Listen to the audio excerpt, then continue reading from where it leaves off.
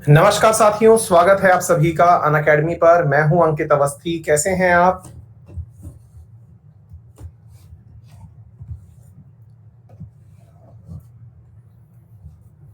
Very good evening. Hopefully आप सभी लोग बहुत अच्छे होंगे। Very good evening. Harihar, Kanak, Arghan, Queen Priya, Jaya, Vikas, Priyanshi, Swaditya, Sanish, Apeksha, Sudhanshu, Khushboo, Aishwarya. Very good evening. हाँ चिन्मय, आज सुबह थोड़ी तबीयत ठीक नहीं थी भाई। सभी लोग जो पूछ रहे हैं मेरी तबीयत के बारे में, मैं आपको बता दूं कि जी हाँ, सुबह तबीयत ठीक नहीं थी। और अभी राजस्थान में ज़बरदस्त गर्मी चल रही है और थोड़ा धूप में जाने की वजह से कल हीट स्ट्रोक हो गया। और वो जो हीट स्ट्रोक है उसकी वजह से सुबह ब्लड प्रेशर जो है वो काफ़ी नीचे चला गया था। तो सिचुएशन अभी भी हालांकि कंट्रोल में है, लेकिन सुबह क्लास पढ़ाने की स्थिति नहीं थी, इसलिए आप लोगों की क्लास नहीं ली गई थी, है ना। हाँ, तो सुबह किसी कारणवश जब क्लास नहीं हो पाई, इसके लिए आपसे मैं मतलब यही कहूँगा कि आप अपना भी ख्याल रखें, क्योंकि मेरे परेशान होते ही बहुत सारे लोग परेशान हुए और इसका मुझे मतलब अफसोस है ना। हाँ जी, आइए तो शुरू करते हैं साथियों आज के सेशन को। जो भी विद्यार्थी मेरे साथ जुड़ चुके हैं सबका वेरी वार्म वेलकम। और जैसा कि आप सभी जानते हैं कि ये जो सेशन हम लेके आ रहे हैं ये बेसिकली इकोनॉमिक्स का सेशन है और बहुत ही इम्पोर्टेंट है। साथियों, अभी आप में से बहुत सारे लोगों ने इस सेशन को देखा होगा तो आपको शेड्यूल में दिखा रहा होगा कि नेक्स्ट शेड्यूल जो है वो 10 दिन बाद है, जुलाई के अंदर 12 जुलाई को दिखाई दे रहा होगा। और इसके पीछे भी एक छोटा सा वजह है, मैं पहले ही बता दूं कि वो नेक्स्ट शेड्यूल नहीं है। असल में बीच में एक वीक का हम लोगों ने ये जो गैप दिखाया है आप लोगों को, ये टेंटेटिव है। टेंटेटिव इसलिए है कि मुझे अगेन कुछ कारणों से हो सकता है कि आपकी क्लासेस में ब्रेक लेना पड़े, है ना। बाकी सारी क्लासेस भी बंद रहेंगी, शायद ऐसा हुआ। तो ऐसी स्थिति में हमने पहले से ही मतलब इस वीक में पता चल जाएगा, मंडे तक पता कंफर्म हो जाएगा। अगर कोई भी चीज क्लास रिज्यूम होती हैं तो मंडे को कंफर्म हो जाएगा कि आपकी क्लासेस कंटिन्यू होंगी, अदरवाइज 12 जुलाई को ही होंगी, है ना। मतलब असल में क्या है, अभी जो आज की जो आप क्लास देख रहे हैं इसके बाद मेरी सारी प्लस क्लासेस ऑफ हैं। मतलब मैं कोई प्लस क्लास नहीं लेने वाला हूँ, मैं थोड़ा सा लीव पे रहने वाला हूँ 10 दिन के लिए, है ना। और लेकिन ये लीव जो है कि क्लासेस रिज्यूम होंगी या नहीं होंगी ये इसी मंडे को पता चल जाएगा, ठीक है। मैं कोशिश करूंगा कि आपकी जो यूट्यूब वाली क्लासेस हैं वो कंटिन्यू आती रहें और बीच में एक आध स्पेशल क्लासेस भी आती रहेंगी, लेकिन मतलब कुछ कारणों से हो सकता है कि मैं आपकी क्लासेस में ब्रेक रखूं। हाँ, लेकिन यूट्यूब के थ्रू हम जुड़े रहेंगे। फिर भी मैं ये बोल रहा हूँ कि आज से 4 दिन बाद अगर हो सकता है तो आपकी क्लासेस ये वाली रिज्यूम कर जाएंगी, अदरवाइज 12 जुलाई से ही वापस शुरू होंगी, ठीक है। तो दो चीजें मैंने कही अभी। नंबर 1 कि आप लोगों की जो क्लासेस हैं ये क्लासेस यूट्यूब की कंटिन्यू चलती रहेंगी। इसके अलावा प्लस स्पेशल और भी जो एक्स्ट्रा क्लासेस हैं वो सब की सब बंद रहेंगी। और ये इस तब कब तक बंद रहेंगी, मतलब आज से 4 दिन तक, यानी कि बृहस्पतिवार, शुक्रवार, शनिवार, रविवार, है ना। इन 4 दिनों तक क्लासेस ऑफ रहेंगी। वैसे भी शनिवार रविवार क्लास नहीं होती है हमारी, तो आज और कल मतलब कल और परसों 2 दिन क्लास ऑफ रहेंगी। मंडे से क्लास रिज्यूम होती है या नहीं ये आपको बता दिया जाएगा, ठीक है। कब बताया जाएगा, तो आपकी क्लासेस रीशेड्यूल होके ऑटोमेटिक आपके पास मैसेज चला जाएगा, अदरवाइज मैं आपको यूट्यूब वाले सेशन में, आरएनए वाले सेशन में बता दूंगा, ठीक है। इस बीच में जो भी मेरे कमिटमेंट्स हैं आप लोगों से, आपकी करंट अफेयर की बुक के आने का या वेबसाइट के आने का, वो सारे की सारी चीजें पूरी होती रहेंगी, वो सब आपको मिल जाएंगी, ठीक है। चलिए तो शुरू करते हैं आज के सेशन को। इफ नीडेड हम मंडे से आपकी क्लास रिज्यूम कर देंगे, ठीक है। चलिए तो आज के सेशन में हम लोग पढ़ने क्या जा रहे हैं इसको थोड़ा सा समझ लें आप। हम इकोनॉमी का बहुत ही बेसिक और फाउंडेशन पढ़ने जा रहे हैं और बहुत ही इंटरेस्टिंगली इस चीज को आज आप शुरू कर रहे हैं, यही मानते हुए पढ़ें कि मंडे से बाकी वाली क्लास भी जो है वो आपकी शुरू हो जाएंगी। जो 12 जुलाई को आपको दिख रही है क्लास, वो हो सकता है कि कितना है, मंडे कौन सी तारीख का पड़ रहा है, 4 या 5 जुलाई का पड़ रहा है ना, उस दिन आपको दिख जाएंगी, है ना। ये मानते हुए आप चलें, ठीक है। हाँ जी, तो चलिए तो सबसे पहले अभी प्लीज पढ़ लीजिए शुभम लिख रहे हैं सर कि आर्ट एंड कल्चर नहीं पढ़ाया, बोला था आपने। अंकित मिश्रा, बेटा आपके सपने में आके बोला होगा, क्लास में तो नहीं बोला मैंने आर्ट एंड कल्चर का अभी तक, है ना। आपके सपने में आकर के बोल दिया हो तो मुझे नहीं पता है। हाँ हाँ, मतलब मैंने नहीं बोला ऐसा, ठीक है ना। हाँ, अभी आ जाओ, सुन लेते हैं साथियों, सभी लोग जितने भी उपस्थित हैं। नोट्स वोट्स कुछ नहीं बनाना है। जो भी विद्यार्थी नए हैं कृपया करके कुछ ध्यान से सुने, जो भी नए विद्यार्थी हैं वो भी ध्यान से सुन लें। आप लोगों को मेरे द्वारा पूरा पूरा नोट्स बनाया हुआ दिखाई देगा।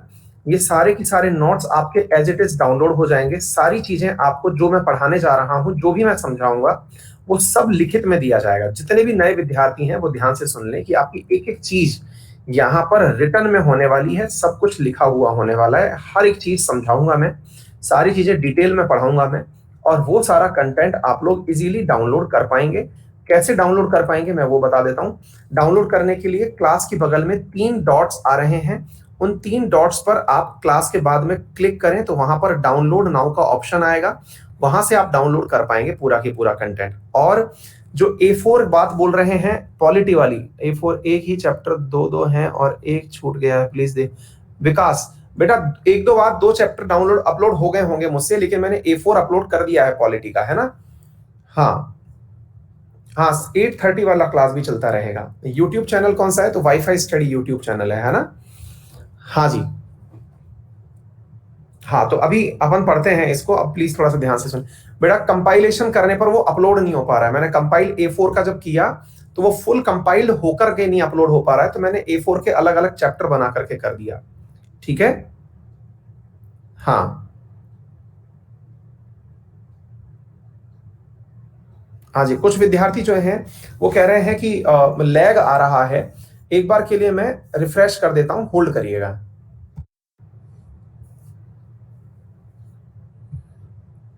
डन। अब आइए पढ़ना शुरू करिए।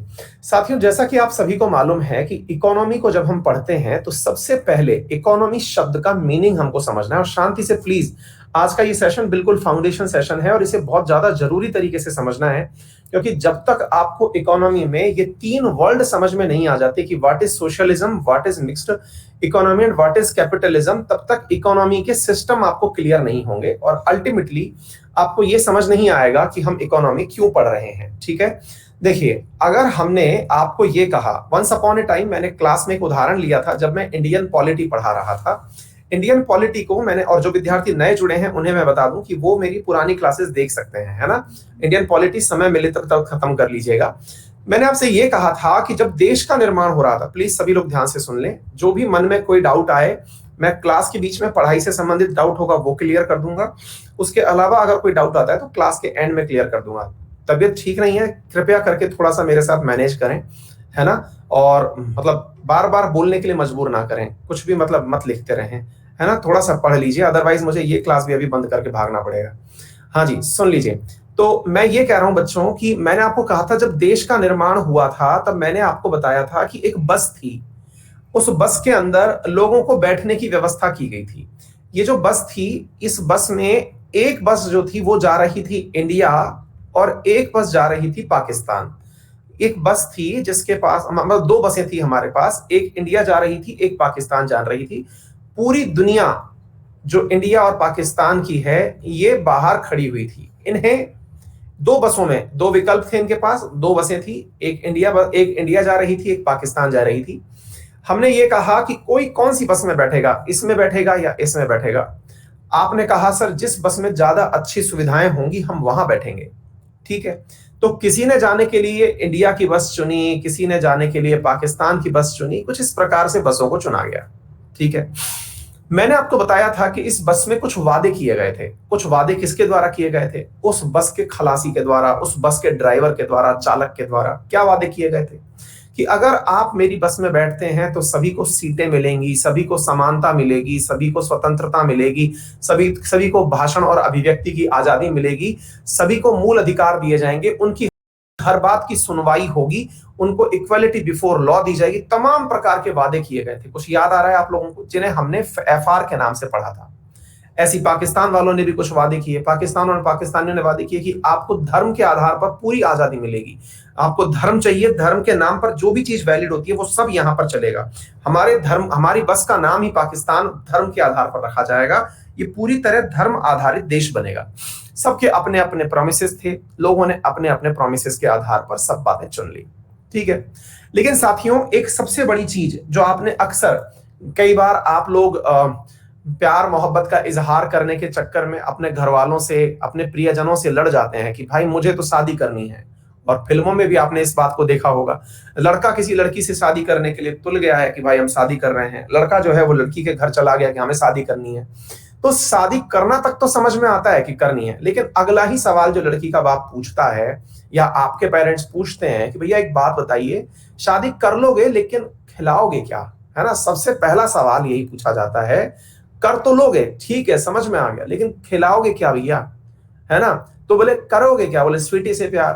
कमाओगे क्या, बोले स्वीटी से प्यार। तो बोले स्वीटी से प्यार जो है ना, वो उसके अलावा लाइफ में क्या है ये बताओ आप, मतलब सोर्स ऑफ इनकम क्या है।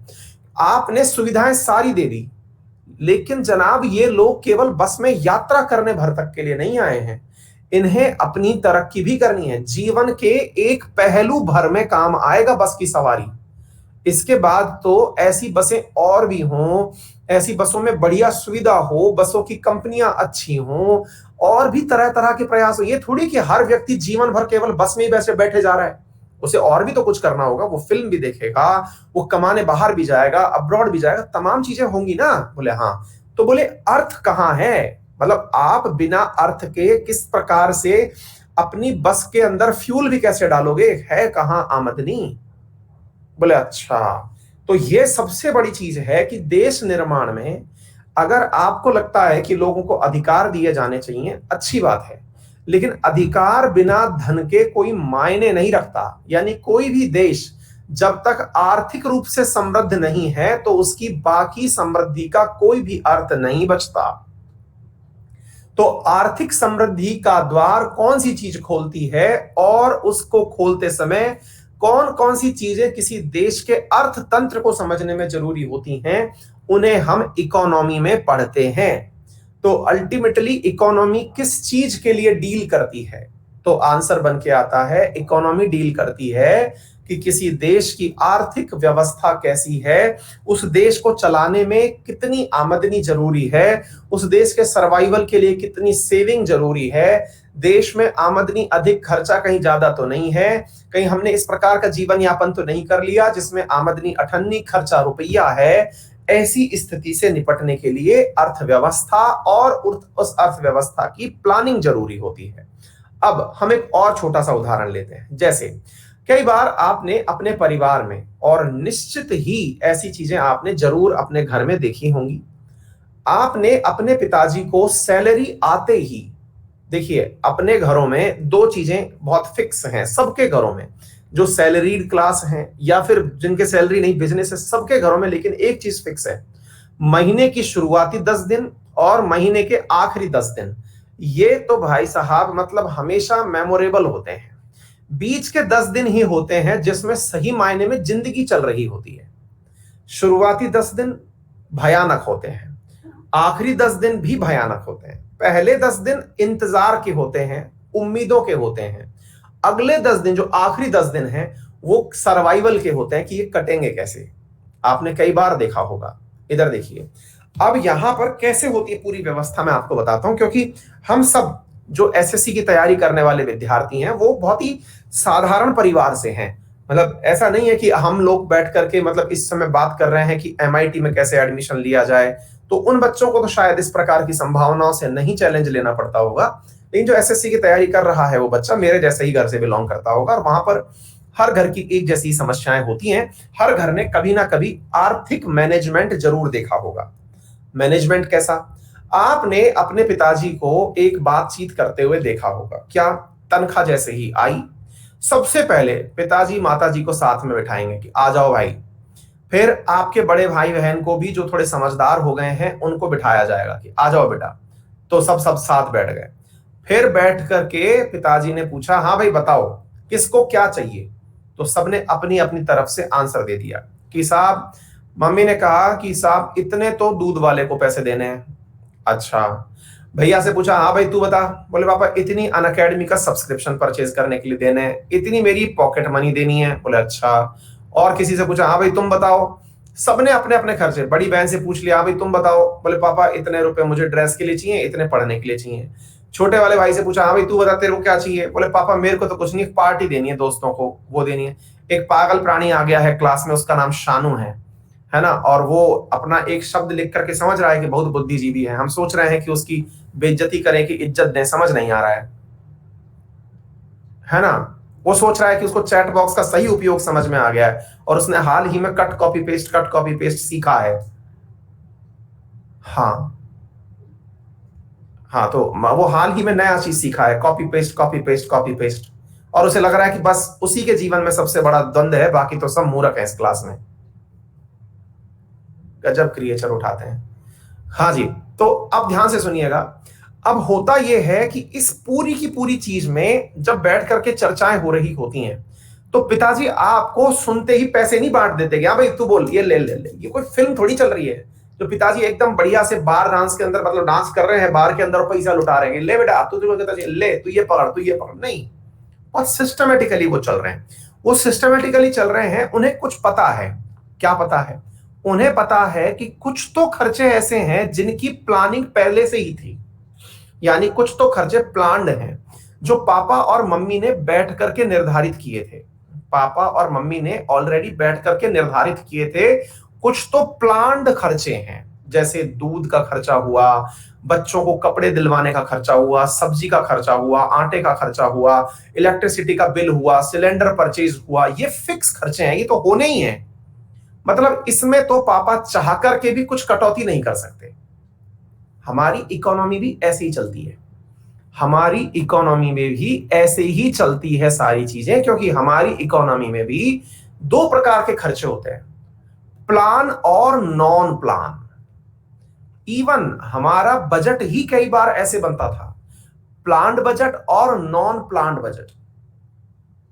आप पूछेंगे क्या सच में ऐसा होता है? जी बिल्कुल, एग्जैक्टली हमारी इकोनॉमी में ऐसे होता था। आप उठा करके देख लीजिए, मोदी गवर्नमेंट से पहले के जितने भी बजट हैं उसमें खर्चे ही इस प्रकार से लिखे आते थे, प्लान्ड। तो प्लान्ड में किस किस प्रकार के खर्चे, तो अभी हम देश में बाद में चलेंगे। पहले आप ये समझिए कि यहां पर सारी चीजें यहां पर लिखी जाती हैं। इतनी बात समझ में आ गई? अच्छा, अब आगे की बात सुनते हैं। आगे की बात समझ में आती है। एक मिनट रुकिए, एक मिनट के लिए रुकिए।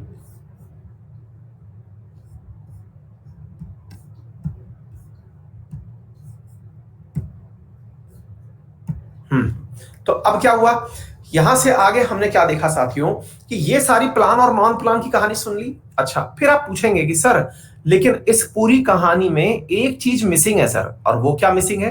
बोले सर आपने प्लान खर्चे तो बता दिए, लेकिन बहुत सारे नॉन प्लान खर्चे भी तो होते हैं। जैसे सर, जैसे अभी इन दिनों अचानक हेल्थ इमरजेंसी आ गई, कोई तैयारी नहीं था, अचानक इतना बड़ा खर्चा आ गया, उसका क्या करेंगे? हमने कहा भाई उसको डाल दो आप नॉन प्लान के अंदर। सर नॉन प्लान खर्चे पता थोड़ी होते कितने हो जाएंगे। मैंने कहा बिल्कुल सही सोच रहे हो आप। चूंकि नॉन प्लान खर्चे पता नहीं होते, इसलिए फादर इन नॉन प्लान खर्चों के लिए सेविंग का सहारा लेते हैं। किसका सहारा लेते हैं?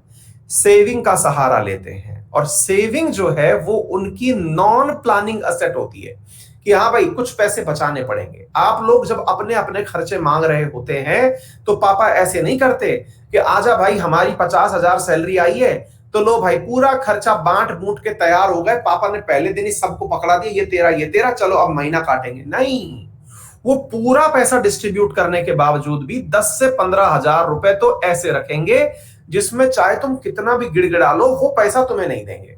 चाहे उन्हें कर्ज लेके ये पैसा रखना पड़े, लेकिन वो पैसा नहीं देंगे। उन्हें पता है कि यदि ये पैसा भी दे दिया और गलती से भगवान ना करे घर में कोई हेल्थ इमरजेंसी आ गई या किसी की कोई शादी, कोई मुंडन, कुछ भी आ गया, तो भैया पैसे कहां से लाएंगे? तो वो इसको बचा के रखते हैं। जैसे आपके घर में व्हीकल है, मोटरसाइकिल है, साइकिल है, कार है, जो भी है, बोले यदि कुछ खराबी हो गई तो फिर किसी से मांगते थोड़ी फिरेंगे कि मोटरसाइकिल खराब हो गई, लाओ पड़ोसी से मांग ली, ला भैया 1,000 रुपए दे दो यार मोटरसाइकिल खराब हो गई। ऐसे तो नहीं करते। तो ऐसी स्थिति में एक सेविंग नामक असेट भी होता है। तो हमारी जो इकोनॉमी है ना, बिल्कुल घर की तरह ही चलती है। घर की तरह चलती है से मतलब हुआ कि आप और हम मिलकर के प्लानिंग बिल्कुल ऐसे वाली ही करते हैं। पिताजी प्लानिंग बिल्कुल ऐसे ही करते हैं जैसे हम आपको बता रहे हैं। बोले ठीक है सर। अर्थात हमारी प्लानिंग परिवार की सी प्लानिंग होती है। अब उस प्लानिंग में अगर आप ध्यान से देखें तो अब थोड़ा सा घर के रेगुलर खर्च से हट करके अगली प्लानिंग करते हैं। अगली प्लानिंग क्या है? बोले पापा ने एक गोल बना रखा है। क्या बना रखा है? और उसकी चर्चा भी इसी टेबल पर होगी। क्या चर्चा है वो? कि भाई अगली साल जो है इस बच्चे को पढ़ने के लिए बाहर भेजना है। ध्यान से सुनिएगा, ये मैं क्यों बता रहा हूं, आपको यहीं से सारी बातें पता चलेंगी। अगले साल यानी 1 साल के अंदर अंदर इस बच्चे को पढ़ने के लिए बाहर भेजना है। 3 साल के अंदर अंदर छुटकी को भाई साहब हो सकता है कि हमें कोई प्रोफेशनल डिग्री करानी पड़े। 3 साल के भीतर भीतर आप सबकी एज नापी जा रही है। 7 साल के भीतर भीतर बेटा तुम जो बैठे बैठे अभी पॉकेट मनी मांग रहे थे, तुम्हारा भी कुछ इलाज करना पड़ेगा। अगर 12वीं तक तुम ढंग का काम नहीं कर पाए तो तुम्हें भी इधर उधर कुछ मतलब 1,50,000 रुपए लगा के दुकान खोलनी पड़ेगी। अच्छा, फिर 15 साल में पापा खुद भी सोच रहे हैं कि यार नौकरी करते रहेंगे कि खुद का मकान भी बनाएंगे, अगली मंजिल भी बनानी है, बढ़िया घर भी खरीदना है, तो यार वो भी सोचना पड़ेगा। अच्छा, तो इस तरह से पिताजी ने पूरी प्लानिंग को इतने हिस्सों में बांट लिया। पहले जब पिताजी बांटा करते थे तो वो केवल 5 साल की प्लानिंग बांटा करते थे। पहले जब उनकी प्लानिंग होती थी तो अगले 5 साल की होती थी कि 5 साल बाद छुटकी को कितने पैसे की आवश्यकता होगी, छोटे बड़े को कितने की आवश्यकता होगी, मुझको कितने पैसे की आवश्यकता होगी। वो प्लानिंग करते थे। आ गई याद समझ में? इस 5 साल बाद की प्लानिंग को ही हम पंचवर्षीय योजना कहते थे। पंचवर्षीय योजना, 5 ईयर प्लान, जिसमें टारगेट्स लिए जाते थे। जिसमें टारगेट्स लिए जाते थे कि हमें आर्थिक वृद्धि दर इतनी रखनी है, हमें इतना शिक्षा का स्तर बढ़ाना है, हमें इतने लोगों को बिलो पॉवर्टी लाइन से ऊपर उठाना है, हमें इतने उद्योग धंधों के अंदर वृद्धि अर्जित करनी है, हमें एक्सपोर्ट इतना बढ़ाना है, हमें कृषि के क्षेत्र में इतने प्रतिशत आय बढ़ानी है, हमें जितना जो खेती के लिए सिंचित क्षेत्र है इसके अंदर इतनी वृद्धि करनी है। देश के जितने भी टारगेट हैं जो भविष्योन्मुखी हैं वो सारे की सारे पंचवर्षीय योजनाओं में लिखे जाते थे। क्या आपको मेरी बात समझ में आ गई? इतनी बात सभी को समझ में आ गई। लेकिन जब मोदी गवर्नमेंट आई, अच्छा, और एक पंचवर्षीय योजना पापा जो है वो अकेले बैठ के नहीं बनाते थे। पापा ने कहा कि यार अकेले नहीं बनाएंगे, जितने भी समझदार हैं सब आ जाओ। और सब समझदारों को इकट्ठा करके जो बनाया गया उसे हम प्लानिंग कमीशन कहते हैं। क्या कहते हैं? प्लानिंग कमीशन, योजना आयोग, जिसके प्रमुख तो पिताजी होते हैं लेकिन उसके अंदर अन्य लोगों को भी शामिल किया जाता है। 12 पंचवर्षीय योजनाएं भारत सरकार ने अब तक बनाई हैं। क्या आपको यह बात समझ में आ रही है? लेकिन साथियों, जब ये सारी चीजें हुई तो मोदी गवर्नमेंट आई और उन्हें लगा कि यार 5 साल जो है ना वो प्लानिंग में बहुत दूर होता है। 5 साल बहुत दूर होता है प्लानिंग में। 5 साल बाद ये होगा, इसका मतलब ये हुआ कि लोग 5 साल बाद की तो कल्पना करके चलते हैं कि 5 साल में तो सब अच्छा हो जाएगा, 5 साल में तो ऑल इज वेल हो जाएगा। लेकिन ये बात सुनकर के थोड़ा सा अचरज इस बात का होता है, 5 साल में सरकारें बदल जाएंगी। जब सरकारें बदल जाएंगी तो अकाउंटेबिलिटी कैसे लाओगे? अकाउंटेबिलिटी का मतलब हुआ कि आपने 5 साल का टारगेट लिया, अगर आप पूरा नहीं कर पाए, अगर पूरा नहीं कर पाए तो फिर जिम्मेदार किसको ठहराओगे? ये बात तो अटक जाएगा। तो ऐसी स्थिति में साथियों, इस बात से निपटने के लिए प्लानिंग कमीशन के स्थान पर एक नया आयोग बनाया गया जिसे नीति आयोग कहते हैं। और उस नीति आयोग ने इस पंचवर्षीय योजना के प्लान को 4 भागों में बांट दिया। 1 साल के लिए टारगेट जो कि बजट के साथ दिया गया, 3 साल के लिए मिडिल टारगेट, 7 साल के लिए मध्यम टारगेट और 15 साल के लिए विजन डॉक्यूमेंट। अर्थात जो नीति आयोग है ये भी असल में प्लानिंग ही कर रहा है। ये प्लानिंग को थोड़ा समय के साथ पहले चेक कर रहा है कि यार नहीं, पहले देखना जरूरी है 3 साल में हमारी प्रोग्रेस क्या रही, पहले साल में बताओ प्रोग्रेस कितनी रही। बिल्कुल प्लानिंग कमीशन की तरह ही नीति आयोग है, लेकिन इसकी आवश्यकता क्यों पड़ी, मैंने इस सवाल को कराया। और वो क्या थी?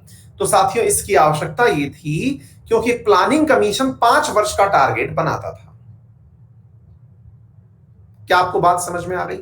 यानी एक प्रकार से आपको अपने रास्ते के बारे में, जैसे मैं आपको बताता हूं, ये बिल्कुल वैसे ही है जैसे अपन लोग कई बार पूछते हैं, आप में से कई विद्यार्थी पूछते हैं सर पढ़ाई नहीं हो पाती, मतलब हम तैयारी करते हैं एग्जाम में सफल नहीं हो पाते। अच्छा, तो कोई बात नहीं बेटा, अगर आप सफल नहीं हो पाते तो इलाज क्या है इसका?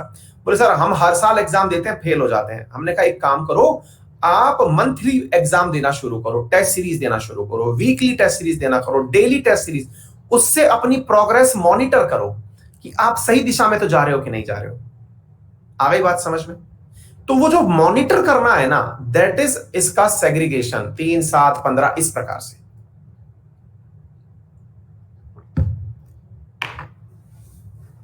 यहां तक किसी को कोई भी दिक्कत अब तक नहीं होनी चाहिए, ठीक है?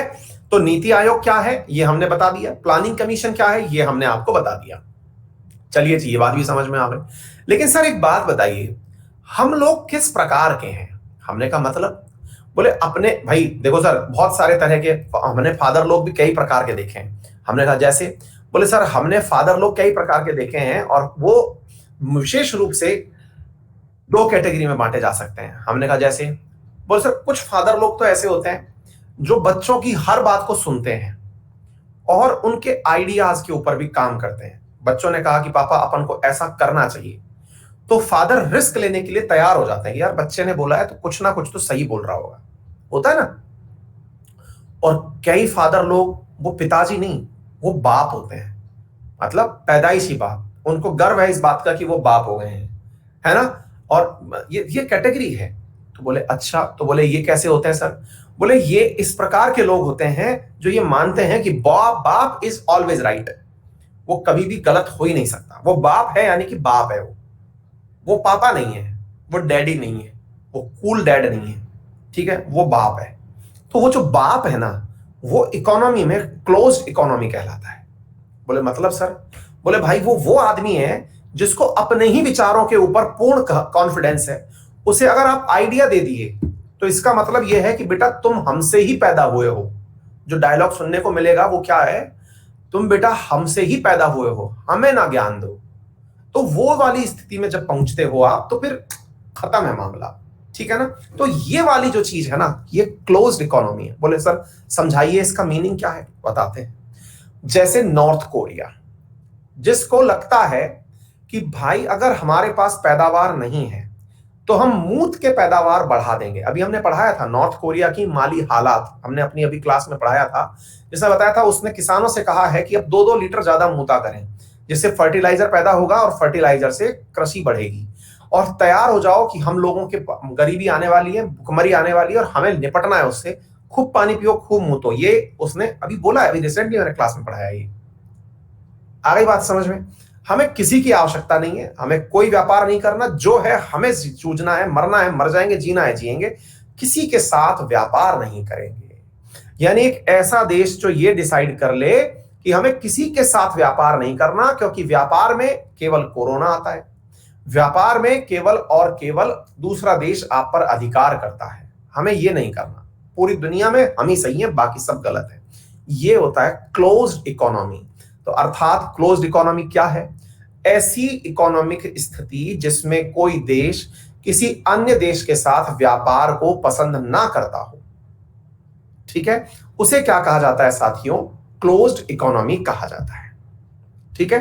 अच्छा आगे चलते हैं। सर ओपन इकोनॉमी क्या होता है? ये एकदम कूल डैड है, ये इतने कूल है जैसे शाहरुख खान को अपना बाप मिला था अनुपम खेर के रूप में, दिल वाले दुल्हनिया ले जाएंगे के रूप में। ये खुशी मनाता है कि बच्चा फेल भी हो गया है, तो ये इतना कूल है। ये बच्चा फिट रहा होता है तो कहता है कि जा बेटा जी ले तेरी जिंदगी। ये उस प्रकार का कूल डैड है, ठीक है। मतलब ये वो आदमी है कि 10वीं पास होने पे भी बच्चे की खुशी मनाता है कि वाह हम तो इतना भी नहीं कर पाए थे। मतलब ये वो उस प्रकार का प्राणी है। बोले सर ये तो मतलब गंदी बात है ना, मतलब ये हर चीज में खुश हो रहा है, मतलब ये क्या चाह रहा है? भाई ये एनी चीज करने को कुछ भी अनुमति दे रहा है। और जब आप हिट एंड ट्रायल करते हैं तो फेलियर के चांसेस तो बनते हैं, लेकिन सक्सेस होने के चांसेस भी बनते हैं। क्योंकि अब तक की एक रिकॉर्ड को अगर निकाला जाए तो पता चलता है कि सफल वही लोग हुए हैं जिन्होंने रिस्क लिया है, जिन्होंने नए आइडियाज में इन्वेस्ट किया है, सफल वही हुए हैं। जो पंसारी की दुकान चलाते थे आपके शहर में, वो आज भी पंसारी की दुकान ही चला रहे हैं, लेकिन उन्हीं पंसारियों से सामान लेकर के कोई बिग बाजार बन गया, कोई अमेजन बन गया, कोई फ्लिपकार्ट बन गया, क्योंकि नए आइडिया थे। जो लोग पहले बस ड्राइवरी करते थे वो आज भी ड्राइवरी कर रहे हैं, जो ट्रक ड्राइवर थे वो आज भी ट्रक ड्राइवर हैं, जो रोजाना सुबह गाड़ी ले जा करके गाड़ी खड़ी कर देते थे टैक्सी स्टैंड पर, वो आज भी टैक्सी चला रहे हैं। लेकिन उनको टैक्सियों को इकट्ठा करके कोई ओला बन गया, कोई उबर बन गया। क्या आप मेरी बात समझ में आ रही? बहुत सारे टीचर रोजाना सुबह बोर्ड और कलम लेके खड़े हो जाते थे और पढ़ाने के लिए जितने बच्चे आए तनख्वाह इकट्ठी किए, अपना घर चला लिए। लेकिन एक अनअकैडमी आता है जिसने खुद ने कुछ नहीं पढ़ाया, सारे मास्टर इकट्ठे किए, सारा पैसा इकट्ठा किया, मास्टरों को पकड़ाया, कराया, उठाया, दराया, और भाई 2 बिलियन की कंपनी 4.5 साल में बन गया। आइडियाज। क्या आपको मेरी बात समझ में आ रही? तो ये आइडियाज कब आते हैं? ये ओपननेस से आते हैं, है ना। ओपननेस है क्या? ओपननेस है कि आप नए आइडियाज को आने दें। ओपननेस समझ में आ रही है? ओपननेस क्या है? जब आप नए आइडियाज को आने दें। तो ये जो नए आइडियाज आने की जो घटना मैंने आपको बताई ना बच्चों, ये ओपननेस ऑफ इकोनॉमी है। अब इसमें चैलेंजेस बहुत सारे हैं। जैसे देश में हर साल हर शहर में बहुत सारे लोग नए नए आइडियाज के बारे में विचार करते हैं, काम भी करते हैं। बहुत सारे लोग फेल भी होते हैं। हजारों स्टार्टअप हर साल शुरू होते हैं, लेकिन उसमें से 95% बंद भी साथ साथ हो जाते हैं। भाई बिल्कुल नए आइडियाज है ना, और नए आइडियाज हैं, शुरू हुए और वो बंद भी हो गए, फेल भी होते हैं। लेकिन ये विचार आपका है कि उन नए आइडियाज को आप कितना अपने साथ आने दे रहे हैं। अगर आने दिया तो निश्चित ही वो आपको नई राह देंगे, अदरवाइज आप फेल होने के डर से। ये तो वही वाली बात हो गई ना कि मैं तो इसलिए नहीं उतरूंगा रेस में क्योंकि उसमें ऑलरेडी बहुत से लोग दौड़ रहे होंगे, फिर मेरा नंबर कैसे आएगा? जब 4 लाख लोग पेपर भरे हैं तो फिर मेरा 1000 में नंबर कैसे आएगा? जब 20 लाख लोग पेपर भरे हैं तो मेरा 1000 में नंबर कैसे आएगा? आ गई बात समझ में? तो करने से होता है। इस थॉट वाले लोग ओपन इकोनॉमी कहलाते हैं। तो बोले हम कैसे पहचाने ऐसी इकोनॉमी को? तो ऐसी इकोनॉमी वो होती हैं जो अन्य देशों को अपने यहां पर आने देती हैं। क्या आपको बात समझ में आ रही है? विकास सिंह कह रहे सर ऐसा लगता है जैसे आपको सुनते ही रहे। हाँ, हम बाबा बाबा हो गए ना, हम सुनते रहो हमें, है ना। तो अब सुनिए साथियों, तन्वी जैन लिख रही है, यहाँ किसी स्टूडेंट ने बोला था कि सर इकोनॉमी बोरिंग पढ़ाते हैं, बट सर कितना गजब पढ़ाते हैं। अच्छा तन्वी, ऐसा बोलने वाला विद्यार्थी इसी क्लास में था तो फिर वो यहाँ पे क्या मतलब घास छीलने आया था? ये केवल माहौल बनाने की बात है बेटा। हमें जो सब्जेक्ट बोरिंग लगेगा हम उससे उतनी मेहनत करते हैं, है ना। तो मतलब जो कहने वाला भी यही था, तो इसका मतलब समझ रही, वो फिरकी ले रहा था, वो किसी दूसरे गोले से आया था, है ना। हाँ, तो इस तरह के लोगों पर लोड मत लीजिए। वो होता तो यहाँ कोई घास छीलने थोड़ी आया था, चलो सर की क्लास में भीड़ बढ़ा के आते हैं। वो तो पैसा दे चुका है, हमारे अकाउंट में आ चुका है, हमें अब मतलब नहीं है वो रहे क्लास में रहे, नहीं रहे तो नहीं रहे, ठीक है। चलो, तो अब मुद्दा क्या है? बोले सर ओपन इकोनॉमी को पहचानते कैसे हैं? तो बेटा ओपन इकोनॉमी को पहचानने वाले लोग जो होते हैं ना, वो थोड़े लिबरल प्रकार के होते हैं। अब आप पूछेंगे सर ये लिबरल क्या होता है? सर हम सुने तो बहुत है, आज समझा ही दो कि ये लिबरल आदमी क्या है, क्योंकि बहुत जगह ये मतलब शब्द बहुत चलता है कि he is a little bit liberal kind, liberal media, liberal people. ये लिबरल होते क्या है सर? बेटा लिबरल लोगों को हिंदी में अगर कहा जाए तो ये वो लोग होते हैं जो लकीर के फकीर नहीं होते, कह दिया तो कह दिया टाइप के नहीं होते, मेरा वचन ही है शासन, ये उस प्रकार के लोग नहीं होते। ये लोग वो होते हैं, कह दिया था, उस समय की परिस्थितियां ऐसी थी, अब बदल रहे हैं क्योंकि अब परिस्थितियों में बदलाव जरूरी है। उदारवादी लोग, उदारवाद किसे कहा जाता है? जो आदमी कानूनों के पीछे नहीं अपितु जनता के पीछे चलता हो, बहुमत के पीछे चलता हो, आवश्यकताओं से ड्रिवन होता हो, वो कानूनों से प्रतिबंधित ना होता हो कि ये नियम है अब इसी को फॉलो करना है, अब ये सही है या गलत है नहीं पता, करना है तो करना है। तो ऐसे देश जो होते हैं ये क्लोज्ड प्रकार के होते हैं, जो नियम से चलने की बात करते हैं, और जो नए चीजों को अडॉप्ट करने के लिए तैयार हो जाते हैं वो लिबरल प्रकार के होते हैं। फिर वही वाली बात, सर लेकिन आप एक बात बताओ, बहुत बार इस प्रकार की चीजें सुनने में मिलती हैं कि वेस्टर्नाइजेशन, पश्चिमीकरण जब हुआ तो दुनिया के देश जो हैं वो अपनी संस्कृति भूल गए। बिल्कुल, उदारवाद हमेशा अच्छी चीज लेके आएगा जरूरी नहीं है। भोजन अच्छा होता है लेकिन ज्यादा करने से आदमी पेटू हो जाता है। हर चीज की अपनी नियति है। पानी पीना अच्छा होता है लेकिन ज्यादा पी लोगे तो डायरिया हो जाता है। हर चीज की अपनी लिमिट है। तो उदारवाद कितना अपनाया जाए ये आपकी समझ पर, तभी तो सरकारों की आवश्यकता है, अदरवाइज सब कुछ खोल दिया जाएगा। तो सबसे पहला पॉइंट बना लिबरलाइजेशन। तो ओपन इकोनॉमी का सबसे इंपॉर्टेंट तथ्य क्या होता है, तो वो होता है उदारवाद। ये लिबरलाइजेशन से आता है, लिबरलाइजेशन से आता है। इसमें क्या करना होता है सही मायने में, ऐसे कार्यक्रमों में अपने पुराने नियमों की बलि चढ़ानी होती है। इंस्पेक्टर राज खत्म करना होता है। आपको कानूनी प्रथाओं और पचड़ों में पड़ने से रोकना होता है। एज ऑफ डूइंग बिजनेस में अपनी रैंकिंग सुधारनी पड़ती है। सिंगल विंडो क्लियरेंसेस लाने पड़ते हैं। अगर कोई भी आपके पास आकर के विदेशी कंपनी अनुमति मांगे कि व्यापार करना चाहते हैं तो उसका तुरंत काम हो जाए, इतना उदार आपको होना चाहिए। इसको कहते हैं लिबरलाइजेशन। दूसरा चलते हैं साथियों, दूसरा होता है ग्लोबलाइजेशन। ऐसे लोग वसुधैव कुटुंबकम में विश्वास करते हैं। मतलब क्या हुआ, ये वैश्वीकरण की अवधारणा को मानते हैं। ये मानते हैं कि पूरी दुनिया एक देश है, कोई देश बॉर्डर से अलग हो ही नहीं सकता, सब लोग एक हैं। बोले सर ऐसा क्या वाकई में होता है? बिल्कुल होता है। आज आप खुद देख लीजिए, अगर हम में से बहुत सारे लोग, हमारे परिवार में से, रिश्तेदारों में से, जानने वालों में से, शहर वालों में से, गांव वालों में से कोई विदेश काम करने गया है तो वो वहां काम कर कैसे पा रहा है? वो इसीलिए तो कर पा रहा है क्योंकि वहां के लोगों ने उसे केवल एक इंसान माना है, उसे विदेशी नहीं माना है। वो इसलिए कर पा रहा है क्योंकि वहां के लोगों को लगता है कि इसको कार्य करने की अपॉर्चुनिटी दी जाए। क्या आपको मेरी बात समझ में आई? That is globalisation. तो बोले सर इसमें क्या किया जाता है? इसमें भी उदारवाद के कारण आपको अपनी कंपनियों को विदेश में जाने की अनुमति देनी होती है और विदेशी कंपनियों को अपने देश में आने की अनुमति देनी होती है। That is globalization. तीसरी चीज जो है इसमें वो है प्राइवेटाइजेशन। अब ये क्या होता है साथियों? ये गजब चीज है, निजीकरण, जिसको अगर मैं समझाने निकला तो विवाद होना तय होता है। ये वो चीज है, ये बिल्कुल वैसे है, अभी हम बताते हैं।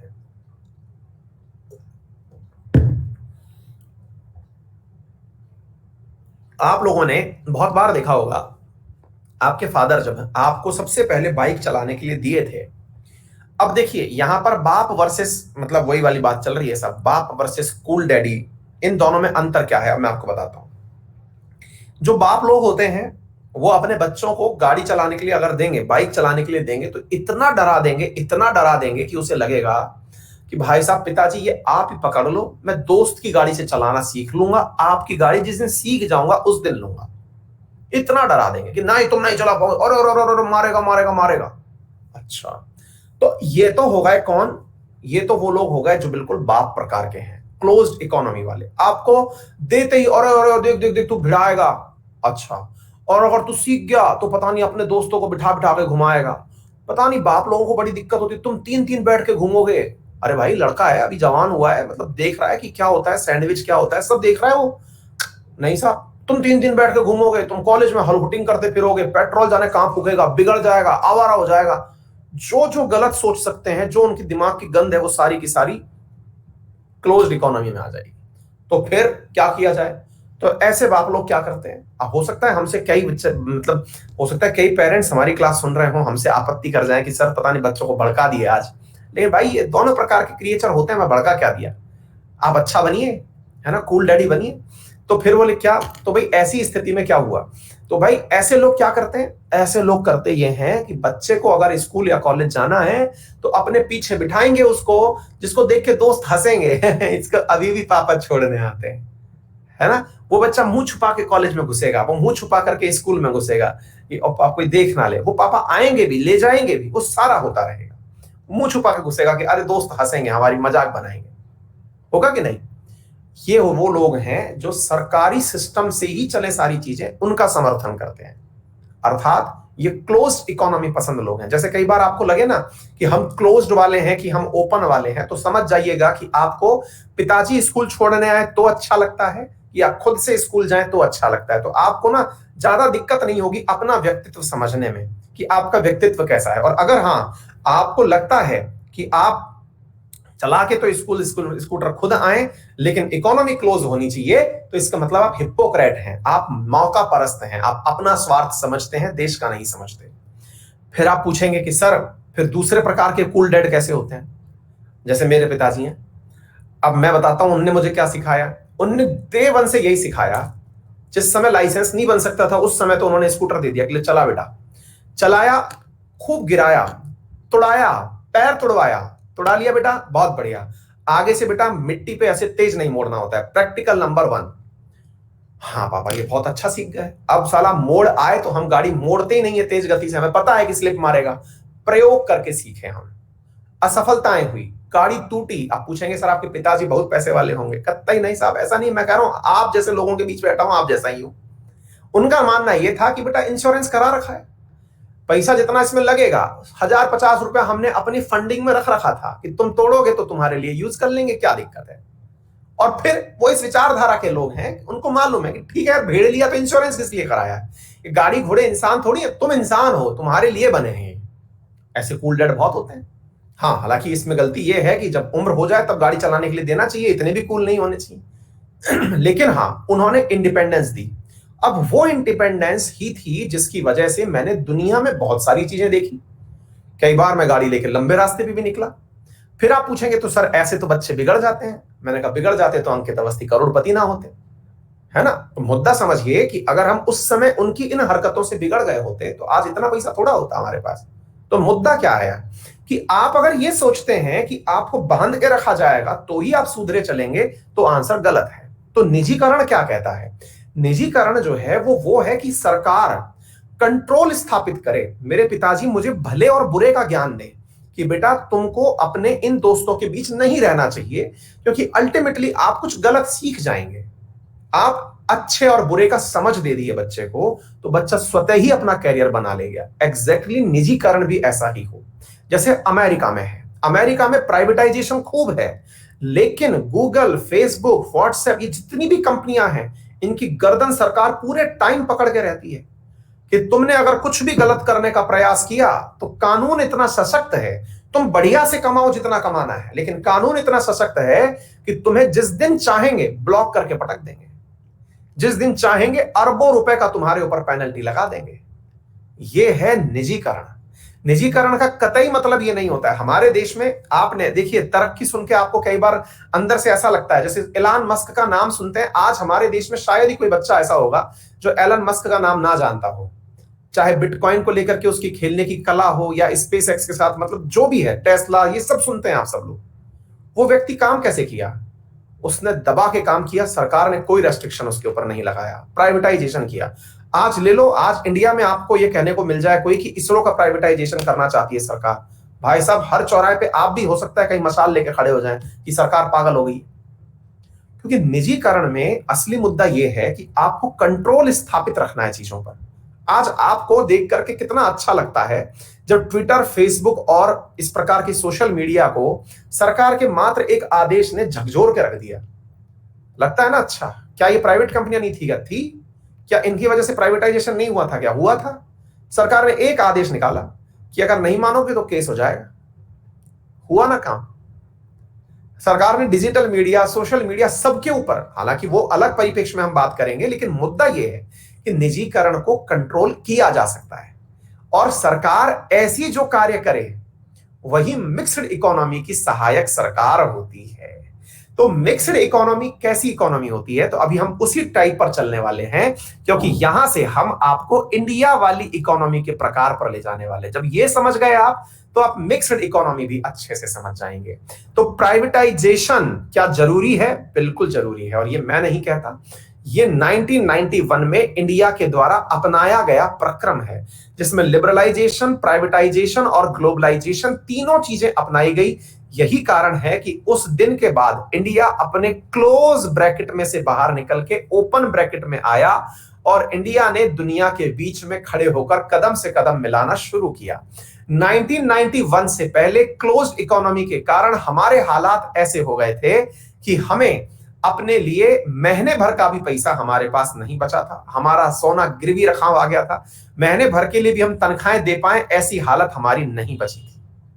हालत बहुत खराब हो गई थी। लेकिन उस समय साथियों हमें यह कार्यक्रम करना पड़ा और हमने अपने देश में कंपनियों को मौका देना पड़ा। क्या आपको मेरी बात समझ में आई? डन हो गया? चलिए, अब एक विद्यार्थी ने मुझे कहा प्रो बीजेपी, बहुत सही कहा, क्योंकि बेटा 1991 में जब प्राइवेटाइजेशन अपनाया गया था तो मनमोहन सिंह जी की सरकार थी और वो उस समय बीजेपी में ही हुआ करते थे। मनमोहन सिंह जी वित्त मंत्री थे उस समय, पीवी नरसिम्हा राव प्रधानमंत्री थे, वो भी बीजेपी के ही थे, है ना। और भारत ने जितनी भी बार, क्योंकि ये अंबानी, अडानी जिनके नाम आप सुनते हो, ये 2014 से पहले पैदा हो चुके थे। धीरूभाई अंबानी जो हैं वो कांग्रेस की सरकार में ही देश के सबसे बड़े पैसे वाले बने थे और उस समय 2014 से पहले भारत में बीजेपी की सरकार थी, है ना। तो थोड़ा सा मतलब तार्किक भी हूं, मतलब मेरे को आप किसी भी प्रकार से टैग करें, प्रो बीजेपी, प्रो कांग्रेस, फर्क नहीं पड़ता, लेकिन मुझे उन लोगों से बहस करना अच्छा लगता है जिनमें खुद का उपयोग में आने की क्षमता हो, है ना, वो खुद का उपयोग में ले पाते हो तो जाके मन करता है। अदरवाइज वो व्हाट्सएप यूनिवर्सिटी से पढ़ा हुआ ज्ञान लेकर के अगर इकोनॉमी की क्लास में बैठेंगे तो फ्रस्ट्रेट ही होंगे, है ना। हाँ, एक विद्यार्थी कह रहे हैं नहीं नहीं सर 2014 से पहले कांग्रेस थी। बेटा ये तो मुझे भी पता है, लेकिन ये सटायर था, ये बताने के लिए था कि 2014 से पहले कांग्रेस थी और अंबानी अडानी आज पैदा नहीं हुए हैं, है ना। सटायर को सटायर समझो, अगर मजाक को मजाक भी कहना पड़ा तो फिर मजाक की बेइज्जती हो जाती है ना। तो मुद्दा ये नहीं है कि देश में कोई आज बना कि कल बना, मुद्दा ये है, और ये गलत भी नहीं है, जब आप ओपन इकोनॉमी में जाते हैं तो उसके अंदर बहुत सारे दुर्गुण आते हैं। मैंने आपसे पहले ही कहा, आपको बाइक देने की इजाजत दे दी, हो सकता है कि बच्चे बिगड़ जाएं, बहुत सारे बच्चे बिगड़े हुए देखते भी हैं हम। मैंने कहा ना, आपको 1000 स्टार्टअप खोलने हैं तो उसमें से हो सकता है कि 990 फेल मार जाएं, लेकिन 10 इतने बड़े बन जाएं कि वर्ल्ड उनके पीछे दौड़ने लगे, हो सकता है। ये तो आपको प्लस माइनस करना पड़ेगा कि आप कौन सी तरफ जाते हैं। एनीवे, तो अब हम चलते हैं इसी के साथ आगे की तरफ।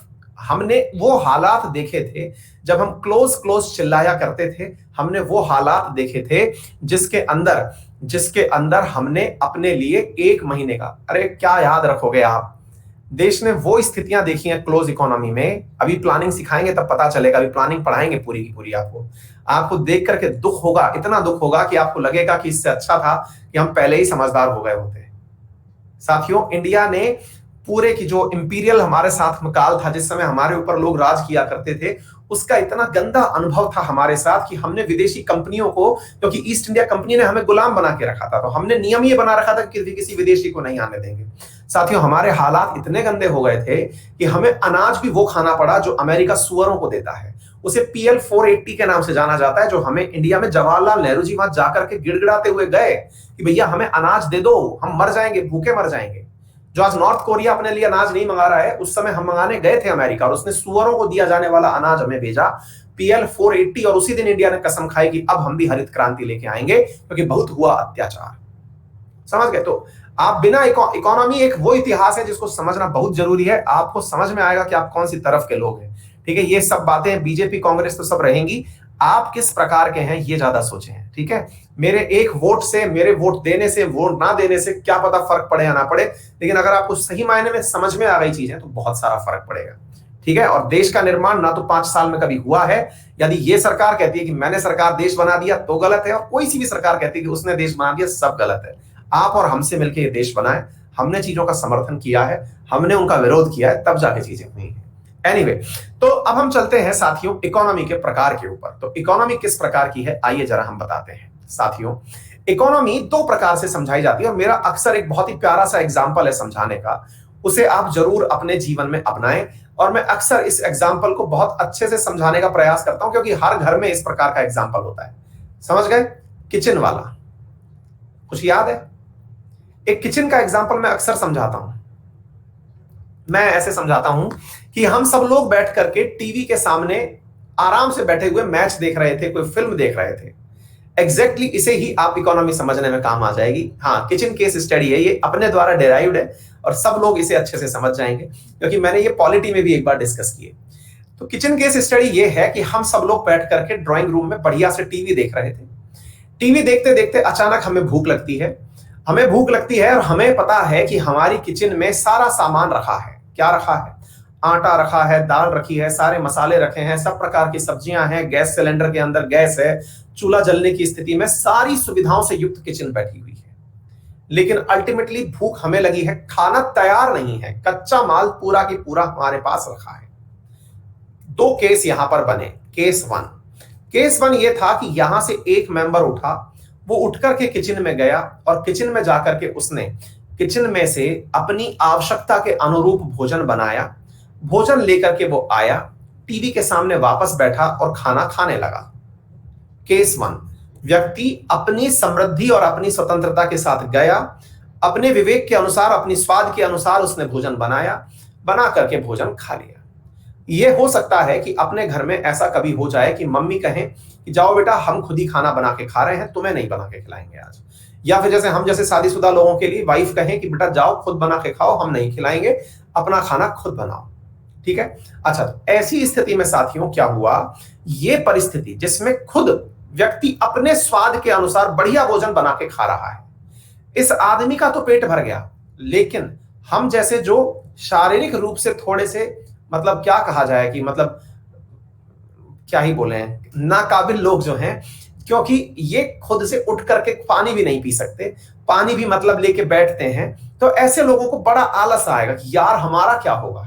अच्छा, छोटे बच्चे जिनका किचन के ऊपर पूरा तरह से हाथ भी नहीं जाता, वो खाना कैसे बना के खाएंगे। एक बूढ़ी दादी जिसको भोजन करना है, वो उठ भी नहीं सकती है, चल के बाहर भी नहीं जा सकती, उसका क्या होगा।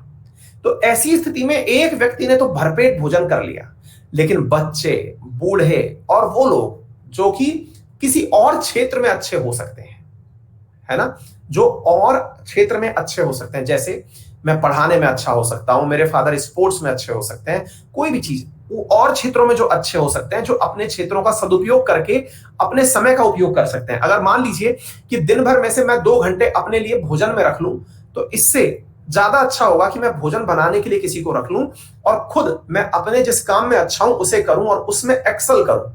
आई बात समझ में? अच्छा, तो ऐसी स्थिति में अगर सब लोग ही किचन में जाके काम करने लगे तो ये थोड़ी सी बेकार स्थिति हो जाएगी। दूसरी स्थिति लेकिन इससे भी भयानक है। दूसरी स्थिति क्या है? अब एक केस पर हम विचार करते हैं, केस नंबर 2, और वो केस क्या है? केस ये है साथियों, अच्छा मैं एक बात और बता दूं आपको कि ये जो पहली केस हमने बताई ना आपको, यहां से यहां तक जाने वाली, जिसमें वो खुद बनाए खाना खुद खा के आ गए, इसे आप पूंजीवादी अर्थव्यवस्था कहते हैं।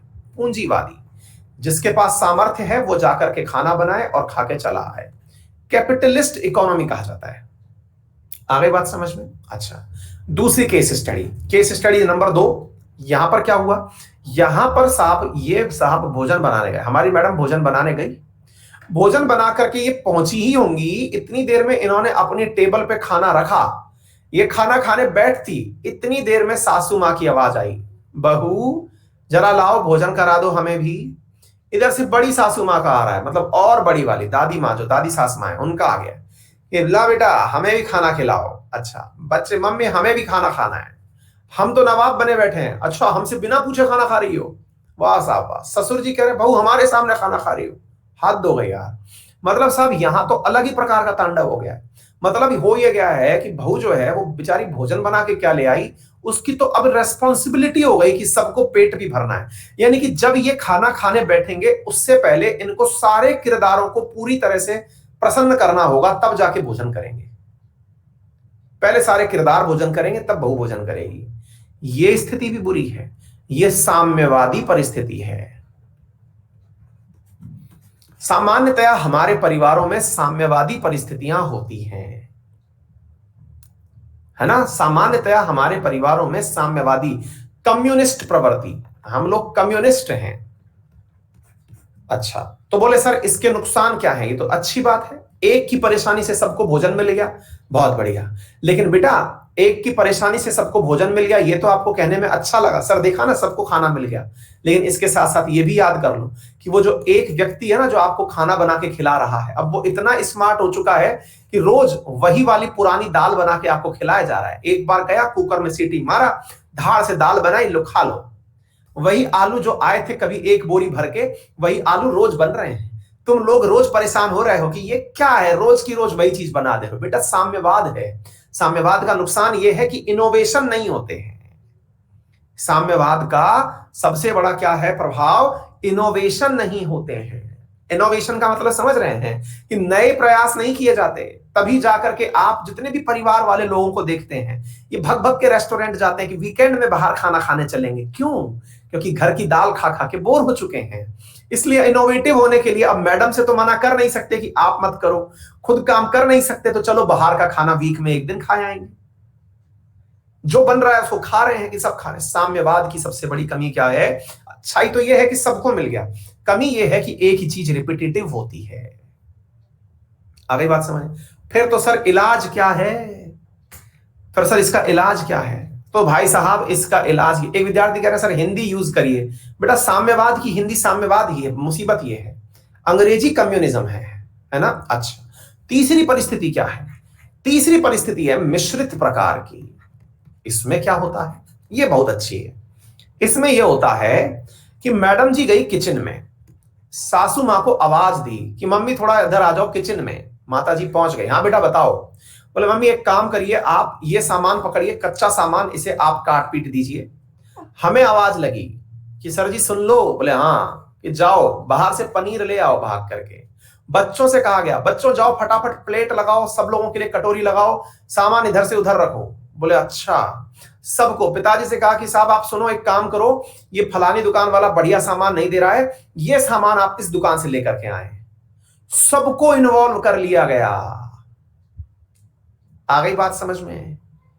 तो उस दिन क्रिएटिविटी भी हुई। और ऐसे घरों की पहचान क्या होती है?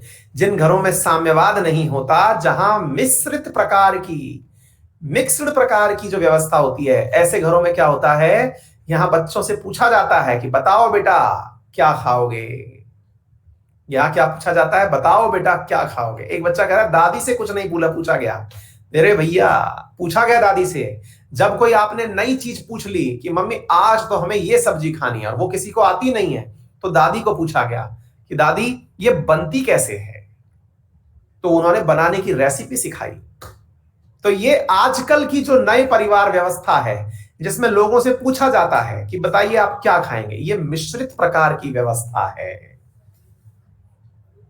फिर आप पूछेंगे फिर सर एक प्लान्ड प्रकार की व्यवस्था और दिखा रखी थी आपने, ये क्या है? इसमें क्या होता है? मैंने कहा भाई साहब ये भी बता देते हैं। इसमें यह होता है भाई कि कहते हैं कि हम प्लान करके बनाएंगे खाना, इसमें पूछा सबसे जा रहा है। लेकिन जो लोग हॉस्टल में रह चुके हैं उन्हें अच्छे से समझ में आ जाएगा। प्लान्ड प्रकार की व्यवस्था हॉस्टल की मैस वाली होती है। हॉस्टल की मैस वाली मतलब उसमें हर दिन आपकी सहमति से ही एक बार मेनू कार्ड बना दिया गया है कि भाई मंडे के दिन ये बनेगा, ट्यूसडे के दिन ये बनेगा, वेडनेसडे के दिन ये बनेगा। पूरा मेनू कार्ड है, आपसे पूछ के बना दिया गया। अब आपका मन परिवर्तित हो गया तो उसकी जिम्मेदारी नहीं है, प्लानिंग हो चुकी है, इस पूरे महीने यही रहने वाला है। क्या आपको मेरी बात समझ में आ गई? तो ये 4 प्रकार की व्यवस्थाएं हैं। ना तो दुनिया में अभी तक कोई भी पूर्ण पूंजीवादी देश बचा है, ना ही दुनिया में कोई पूरी तरह से साम्यवादी बचा है। ले दे करके मिक्स्ड प्रकार के और मिश्रित प्रकार के ही देश बचे हैं। दुनिया के अधिकांश देश मिश्रित अर्थव्यवस्था अपनाते हैं। किसी में पूंजीवाद ज्यादा है तो किसी में साम्यवाद ज्यादा है। मेरे अनुसार मिश्रित अर्थव्यवस्था बेहतर है जो इंडिया अपनाता है। इंडिया मिश्रित प्रकार की अर्थव्यवस्था है, जहां पर अंबानी अडानी को भी काम करने की आजादी है, और यहां पर जो काम नहीं कर सकते उनको सरकारें 1 रुपए किलो गेहूं, फ्री में उनका इलाज, उनकी पूरी बीमा व्यवस्था, उनके लिए आवास की व्यवस्था, उनको मनरेगा के तहत रोजगार की व्यवस्था, उनको किसी भी प्रकार से दिक्कत ना हो तो छात्रवृत्ति की व्यवस्था, स्कूलों में फ्री पढ़ाई की व्यवस्था, पूरी तरह से तीनों प्रकार के भोजन की व्यवस्था सरकार करती है। क्लियर? एक विद्यार्थी कह रहे हैं सर कैपिटलिज्म को एक बार रिपीट कर दीजिए। बेटा बिट्टू कृपया करके इस क्लास को 5-10 मिनट पीछे से पढ़ लीजिएगा। ये वीडियो आप रिकॉर्डेड भी देख सकते हैं, एक बार रिपीट नहीं, आप 10 बार रिपीट करके देख सकते हैं। तो that's all for today, thank you so much.